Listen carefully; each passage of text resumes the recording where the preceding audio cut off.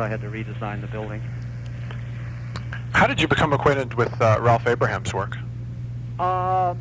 The other Lindisfarne fellow who founded Synergy International and published the US journal, Andra Akers, an actress from Hollywood, asked me to come out and give a lecture at the LA Film Institute up on Sunset Boulevard. And I did, and she then had a party that evening and introduced me to Ralph Abraham.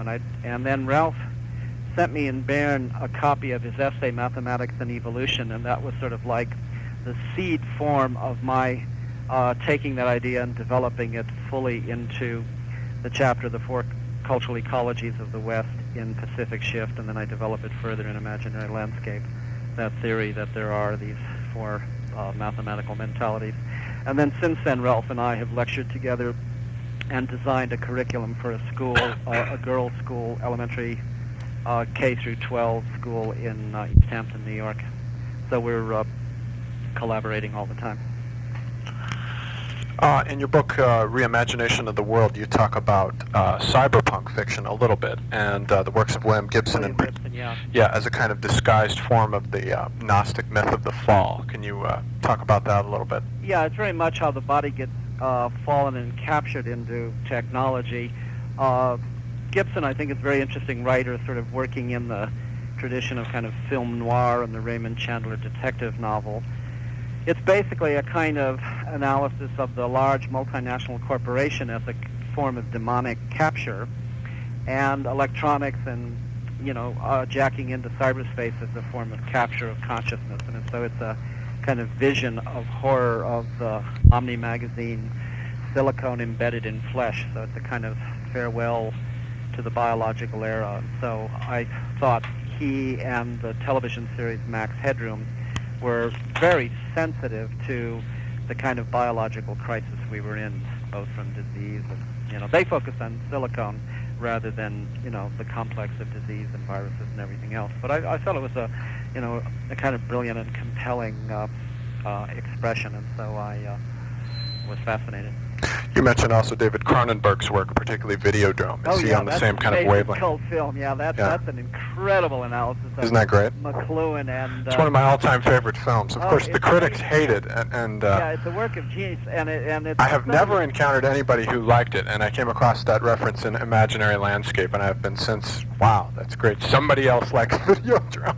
Yeah, I mean, it scares the shit out of me, but it's an amazing film, and it's a brilliant study of evil and the shadow side of McLuhan in Toronto.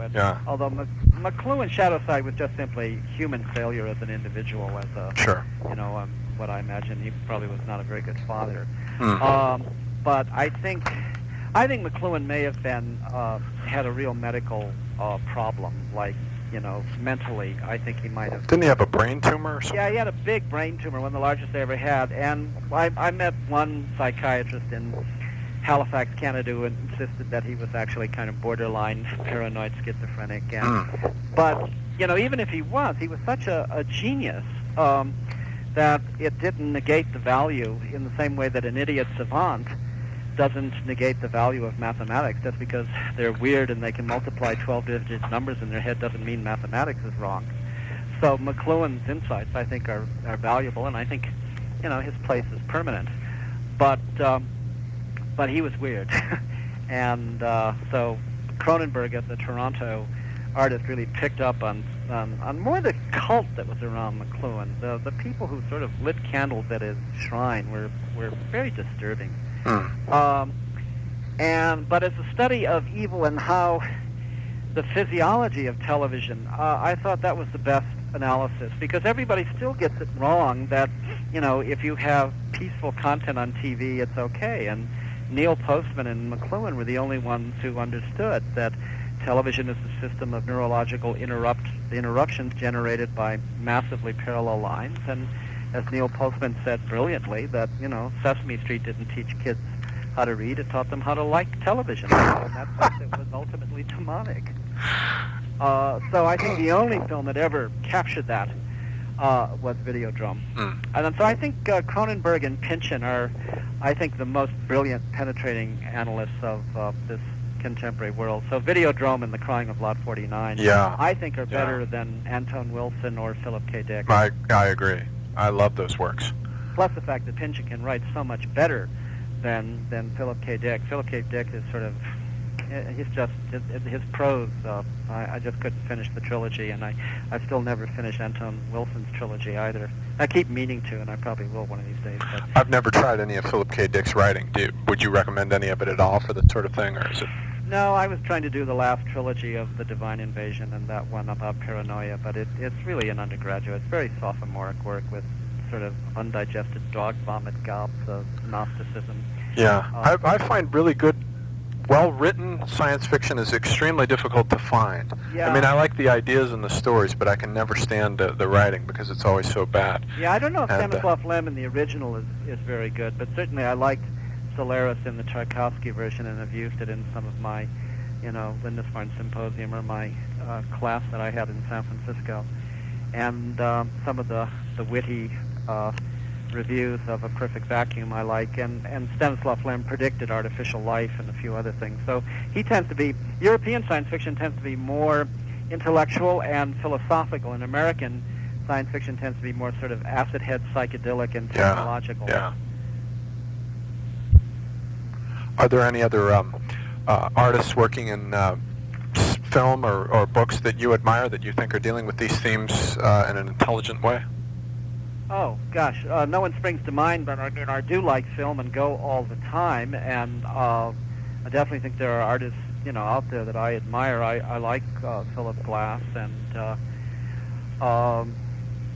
Israel's visualizations for the opera Voyager, which is a very science fiction kind of thing. I haven't talked to her in 24 years, but I was very impressed with Doris Lessing. I mean, she's just a good human being. So she's unlike the celebrity cult type of America. She's solid, genuine, and she just keeps turning them out. So is she still alive? Yeah, and she just wrote her autobiography, which I haven't read yet. And I go to films all the time. And anything struck you lately that you like? I see so many. Nothing pops immediately. Probably since we hang up the phone, I'll say, "Oh God, think of 10 of them." This and this. But at any rate, right now, I sort of draw a blank. What about Strange Days? Did that interest you at all? That made me angry. I felt it was Really? evil. I felt it was a performance of the reality it was seeking to describe, and that it was actually corrupt. And I was really angry when I came out of the film. I felt it was the snuff movie itself. And that's the thing about the return of the demonic in electronic media that I find so distressing. But yeah, it's electronic media are often temporary incarnations, and that tends to melt down the authenticity of any single incarnation, and so the license to kill, biological membrane erodes, and so snuff movies as an art form, or snuffing it. And I use that phrase now on purpose, this amoral, a-centered, decadent, nihilistic world. It's what it's all about, and I have nothing to do with it. Go in the opposite direction. In your new book, Coming Into Being, you compare the work of Gene Gebser with Ken Wilber. Can you discuss the differences that you see in the approaches of both of these men to the evolution of consciousness? Oh, it's almost classic European versus Midwestern American. I think people like Terence McKenna and Ken just grew up in eastern Colorado and Nebraska, and they just grew up in such a culturally deprived area that they get captured by a kind of abstract construction of what they imagine the big European, thinker is, or the psychedelic hero in the case of Terence McKenna. And Wilber is just, as I say, in Coming Into Being. He's very abstract, and Gebser is an artist.